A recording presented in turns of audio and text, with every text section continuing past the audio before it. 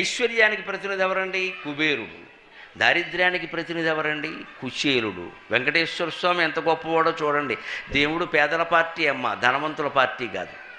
కుచేలుణ్ణి ఉద్ధరించాడు. కుబేరుడికి అప్పు ఇప్పటికీ కట్టలేదు, ఎగ్గొట్టాడు.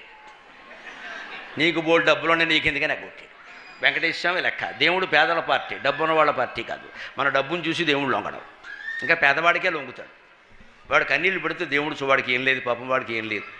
డబ్బు ఉన్నవాడు కన్నీళ్ళు పెడితే ఆ డబ్బు ఎక్కువై దొంగడుపులు ఎడుతున్నాడు ఇక్కడ అంటాడు. దేవుడు పేదల పార్టీ, ధనవంతుల పార్టీ కాదు. కాబట్టి చరిత్ర ఉదాహరణ, నేనేం అబద్ధం చెప్పట. కుచేలుణ్ణి ఉద్ధరించాడు.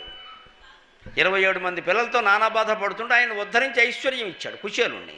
కుబేరుణ్ణి ఓ మొట్టిగా వేసి ₹1,00,00,000 బాకీ చేశాడు పెళ్లికి. ఇప్పటికి తీర్చలేదు, వడ్డీ కడుతూనే ఉన్నాడు. అంతే, చూద్దాంలే అన్నాడు ఆయన. అందుకే ఆయనకు కూడా గొప్ప నమ్మకం, మన రాజకీయ నాయకులు ఎన్నికలు వచ్చినప్పుడు మొత్తం రుణాలు మాఫీ చేస్తారు, గుట్టెచ్చాను అంటే దేవుడు స్పష్టంగా అంతర్గతంగా